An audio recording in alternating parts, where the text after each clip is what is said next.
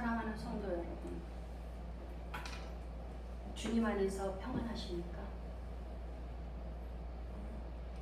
AP연합통신은 40년 동안 죄책감으로 시달려온 어느 노인의 이야기를 보도한 적이 있습니다. 그 노인은 누구든 붙잡고 자기 죄를 고백하지 않고서는 더는 못 견딜 것 같았다고 했습니다. 그래서 40여 년이 지난 지금 워싱턴의 한 은행에서 수천 달러에 달하는 돈을 횡령한 죄를 자백했습니다. 노인은 재판장 앞에서 이렇게 진술했습니다. 저는 40여 년 동안 이 죄 때문에 심한 압박을 받았습니다. 그런데 최근에는 더더욱 짓눌려 도저히 견딜 수가 없었습니다. 모든 진술을 다 들은 재판장은 관용을 베풀었습니다. 이 경우에는 벌금이 부과되지 않습니다. 그러나 노인은 귀가 어두워져서 이 말을 잘 알아들을 수 없다고 합니다. 이것은 죄에 대한 죄책감이 얼마나 무섭고 지은 죄에 대해서 피할 수 없다는 사실을 보여주고 있는 것입니다. 세월이 흐르면서 노인은 자기 잘못을 무마해 보려고도 하고 합리화하려고도 했을 것입니다. 아예 무시해버린 적도 있었을 것입니다.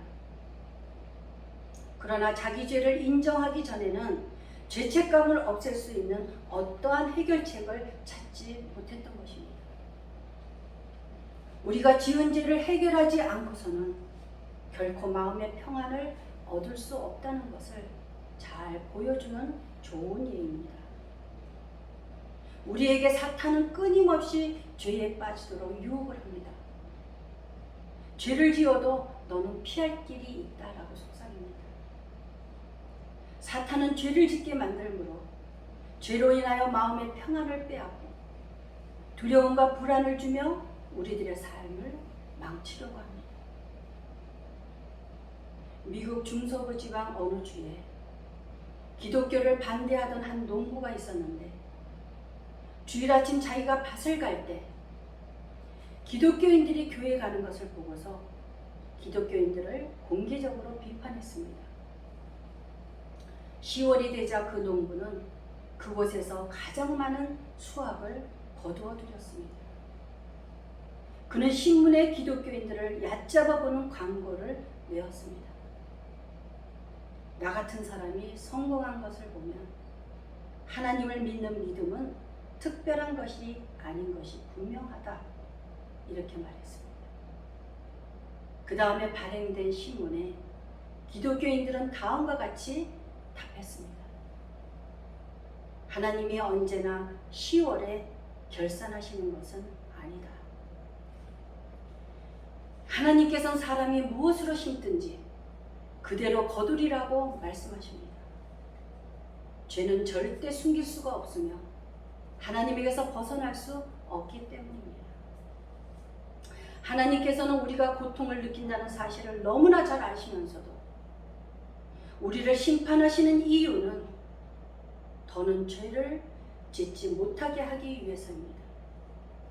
그러므로 심판은 하나님의 사랑의 행위인 것입니다. 죄를 인식하고 깨닫게 해주시는 것도 하나님께서 주시는 훌륭한 선물인 것입니다. 우리가 온전하기를 원한다면, 하나님과 더욱 친밀한 관계를 원한다면 우리의 정신과 생각, 육신과 영과 몸을 치유해주는 하나님께 순복해야 한다는 것입니다. 하나님께서는 오래 참으시고 인내하시지만 어떠한 죄도 그대로 넘어가지 않는다는 사실을 기억해야만 합니다. 사랑하는 여러분, 죄를 지으면 양심이 찔리고 죄책감으로부터 두려움이 생기고 그러다 보면 자유함을 잃어버리고 결국 마음이 병들어버리는 결과가 온다는 것을 말씀하고 있는 것입니다. 그런데 이 모든 것은 바로 우리의 시원치 않은 믿음에서 근거한다는 것입니다. 디모데후서 1장에서 말씀하십니다. 하나님께서 우리에게 주신 것은 두려워하는 것이 아니요 오직 능력과 사랑과 절제하는 마음이라. 저희 친구가 저에게 질문을 했습니다. 대학교 동창인 친한 친구가 교회도 열심히 다니고 하나님을 아주 잘 믿는데 그 친구가 불안증과 두려움과 죽음에 대한 공포로 잠을 못 자고 불면증으로 고통을 받으며 정신과 약을 복용한다는 이야기였습니다. 그렇게 하나님을 잘 믿고 교회도 열심히 다니는데 왜 불안과 공포와 두려움으로 계속 고통을 받고 있는가? 이러한 질문이었습니다. 여러분들은 어떻게 생각하십니까? 교회 열심히 다니고 아주 믿음이 좋은 것 같은데 왜 마음의 병이 치유되지 않고 계속하여 고통스러운 상황에 있을까요? 일단 여기에서 중요한 것은 믿음이란 누구도 판단하거나 평가할 수 없다는 것입니다. 그 사람만이 가지고 있는 모든 것과 속사정을 우리가 알 수 없기 때문입니다. 믿음이 좋다, 나쁘다라는 평가는 누구도 할 수 없다는 것입니다. 믿음이란 하나님과 1대1의 관계입니다. 그래서 오직 하나님만이 우리의 믿음을 평가하실 수 있다는 것입니다. 사람이 볼 때는 아무리 믿음이 좋다고 보여도 하나님이 보실 때 아닐 수 있다는 것입니다. 하나님과 그 사람과의 1대1의 관계에서 해결하지 못한 문제가 있든지 하나님의 뜻이 있을 것이라는 것입니다. 우리들이 세상에서 이해할 수 없는 여러 가지 모양으로 어려움을 겪을 수 있습니다. 우리가 때로 고난을 받는 이유를 알 수 없을 때가 있습니다. 그러나 하나님께는 우리를 향한 고난에 뜻이 있다는 것입니다. 하나님께서는 때때로 우리들의 믿음을 시험하십니다. 성경에 나오는 욥처럼 의인이 고난을 당하는 이유가 그것입니다. 그렇게 특별한 하나님의 섭리가 있고 뜻이 있는 경우도 있으나 대부분이 하나님과 관계에서 문제를 생각해 보아야 한다는 것입니다. 하나님께서는 사무엘상 16장에서 이렇게 말씀하십니다. 내가 보는 것은 사람과 같지 아니하니 사람은 외모를 보거니와 나 여호와는 중심을 보느니라. 그래서 천국에 가면 3번 놀란다고 하지 않습니까?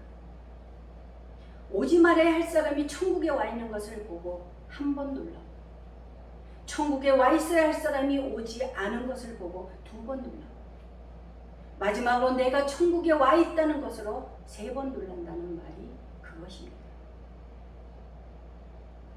제가 경험한 하나님은 우리의 질병이나 문제들을 단번에 고쳐주시고 해결해 주실 수 있습니다.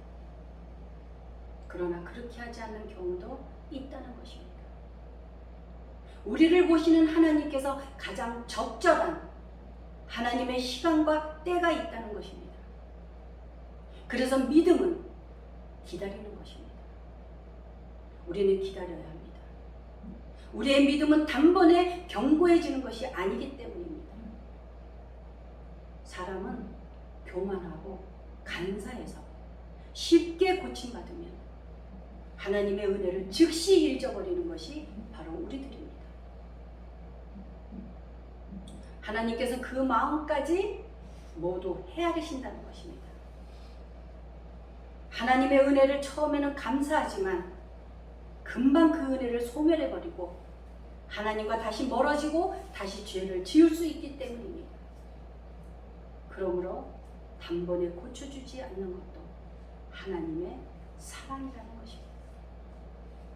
여러분들이 기도를 해도 단번에 이루어지지 않는 것도 그런 이유입니다. 저는 신앙생활을 하면서도 수년간 안정자 없이는 잠을 잘 수 없었고 불안과 두려움 속에서 살았습니다. 우리가 견디기 힘든 마음의 병을 치유하는 데는 정신과 의사도 한계가 있다고 말합니다. 정신과 약은 육체의 고통을 일시적으로 도움을 주는 효과가 있습니다. 저는 마음의 병으로 오랜 기간 정신과 상담을 받은 경험이 있습니다. 처음에 제가 정신과 병원을 찾았을 때 의사 선생님은 제게 말했습니다. 약을 쓰지 않아도 되지만 워낙 고통스러워하니 약을 복용하라고 했습니다. 약을 쓰지 않고도 충분히 치유할 수 있는 병이라는 것입니다. 그러나 때로는 정신과 의사도 한계가 있다고 말하는 것은 무엇을 말하는 것이겠습니까? 저는 그때 정신과 의사와 상담을 받는 동시에 영적 지도도 함께 겸했습니다. 제가 이론적으로 상담을 공부한 것은 아니었지만 정신과 상담을 오랜 기간 받음으로써 거의 상담해 줄 수 있는 정도의 카운슬러가 다 되었다고 전문적으로 상담하는 분에게 칭찬을 듣기도 했습니다. 제가 여러 가지 두려움과 불안증에서 가장 공포를 느끼며 고통스러웠던 것은 육체와 정신이 분리되고 환청을 듣는 것이었습니다. 저는 그 당시 믿음에 뿌리가 없었고 자신에 대한 정체성에 혼란을 가지고 있을 때였습니다. 그런데 그러한 극도의 불안증과 죽음에 대한 공포에서 벗어날 수 있었던 것은 바로 하나님께로 올인했다는 것입니다. 어려운 저의 경험으로 확실하게 증언할 수 있는 것은 하나님께서 저를 치유해 주셨다는 것입니다. 사랑하는 성도 여러분, 하나님께서는 우리들에게 선과 악을 분별할 수 있는 양심을 주셨습니다. 양심이란 무엇입니까? 사전적 의미로는 사물의 가치를 변별하고 자기의 행위에 대하여 옳고 그름과 선과 악의 판단을 내리는 도덕적 의식이라고 되어 있습니다. 사람은 죄를 지으면 양심이 찔립니다. 그때 양심이 찔려서 죄를 회개하는 사람은 하나님의 은혜입니다. 그런데 죄를 합리화시켜버리면 그것은 장차 자신에게 질병이 초래하는 원인이 된다는 것입니다. 그 양심이 무의식 속에서 계속 자신을 짓누르고 있다는 것을 사람들은 의식하지 못한다는 것입니다. 성경 로마서 13장 5절에서 이렇게 말씀하고 있습니다. 그러므로 복종하지 아니할 수 없으니 진노 때문에 할 것이 아니라 양심을 따라 할 것이라. 성경은 우리가 하나님과 사람에 대하여 항상 양심의 꺼리낌이 없기를 힘써야 된다고 말씀하고 있습니다. 우리가 세상에서 안 겪어도 될 고통을 받는 이유가 대부분이 믿음이 연약한 가운데서 비롯된다는 것을 알 수 있습니다. 오늘 본문 말씀으로 들어가 보면 자연 세계에 대한 예수님의 무제한적 능력을 우리에게 알려주시며 창조주 하나님을 향한 확실한 믿음을 우리에게 요구하신다는 것입니다. 주님께서는 온 하늘과 땅 그리고 바다의 주인이심을 보여주십니다. 또한 이 세상을 통치하시는 분이 누구인가를 우리에게 알게 하십니다. 예수님의 통치는 자연과 인간, 영적인 분야에 모두 미치고 있다는 것을 본문 말씀을 통하여 우리가 헤아려 볼 수 있다는 것입니다. 예수님은 바쁘게 정신없이 가르치시고 병든 자들을 고쳐주시는 사역을 계속하시고는 자리를 옮기자고 하셨습니다. 그런데 배를 타고 가는 중에 큰 광풍이 일어나며 물결이 배에 부딪혀 들어와 배에 가득하게 되었는데 예수님께서는 고문에서 베개를 베고 주무셨다는 것입니다. 예수님은 온종일 사역을 하심으로 피곤하여 광풍 속에서도 잠들어 계셨습니다. 그러나 제자들은 불안 때문에 잠을 잘 수 없었습니다. 금방이라도 험한 파도로 인하여 배가 뒤집힐 것 같고 죽을 것 같았기 때문입니다. 제자들 중에 갈릴리를 아는 사람들이 많았고 지역적인 특성을 잘 알기 때문에 겁에 질렸던 것입니다. 제자들은 물에 빠져서 죽을 수 있는 상황에서 예수님이 어떻게 주무실 수 있느냐고 도움을 청한 것입니다. 제자들은 죽을 것이라는 불안과 두려움을 가지고 있었지만 바다의 권세를 가지신 분에 대한 믿음이 없었다는 것입니다. 예수님께서 그토록 비유로 말씀해 주시고 많은 가르치심을 주셨건만 제자들은 깨닫지도 못하고 믿음도 없었다는 것입니다. 큰 물결 속에서 제자들은 나름대로 방법을 찾았을 것입니다. 생각처럼 되지 않았던 것입니다. 여기에서 중요한 것은 노력으로도 되지 않는 것이 있다는 것입니다. 예를 들면 농부가 씨를 뿌린 이후에 정성도 필요하지만 그것이 결정적인 원인이 아니라 하나님께서 열매를 맺게 하셔야 된다는 것입니다. 그러므로 이 파도 가운데 있는 배도 주님의 인도하심에 따라 결과가 결정된다는 것을 믿음이 없는 제자들은 알 수가 없었던 것입니다. 제자들은 하나님과 함께 배에 타고 있었지만 믿음이 없었습니다. 오직 앞에 보이는 거센 물결만 보이고 그로 인하여 두려움과 공포에 떨고 있는 것입니다. 연약한 우리들은 앞에 보이는 환경과 문제들만 크게 보이게 되므로 불안과 두려움 속에 빠져버리고 마는 것입니다. 여러분들은 그동안 살아오면서 평탄하게만 살지는 않았을 것입니다. 여러 가지 어려운 문제와 고난도 있고 순환도 있었을 것입니다.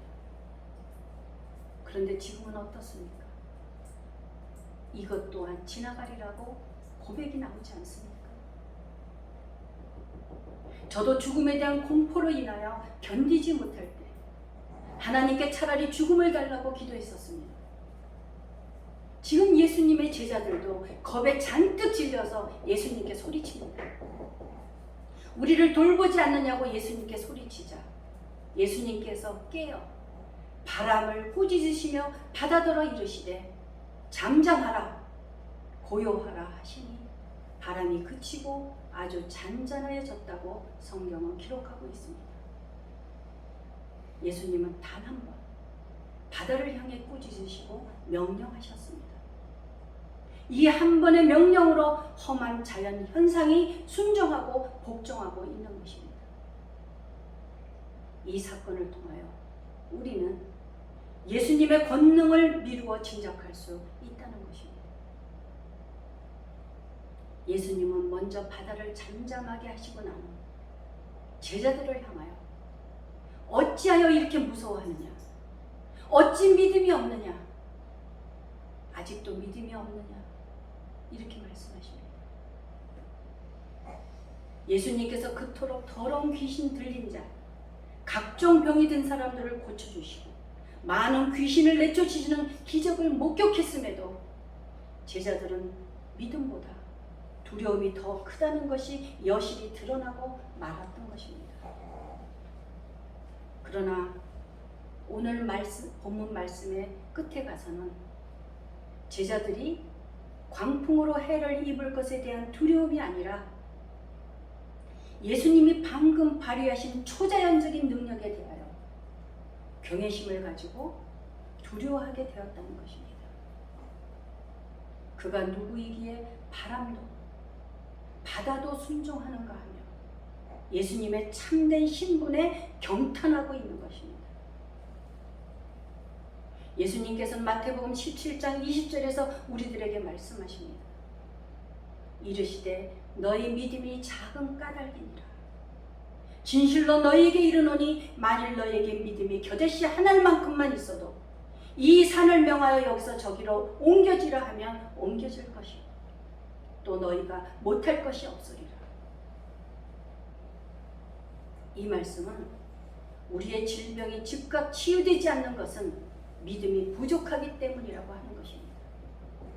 이러한 치유 불능의 책임이 오직 우리의 작은 믿음에 있음을 분명하게 밝히고 있다는 것입니다. 또 마가복음 9장 23절에서 예수님께서 이르시되 할 수 있거든이 무슨 말이냐? 믿는 자에게는 능치 못할 일이 없다고 말씀하셨습니다. 그러므로 요한일서 5장 4절에서는 결론으로 이렇게 말씀하십니다. 무릇 하나님께로 난 자마다 세상을 이기느니라.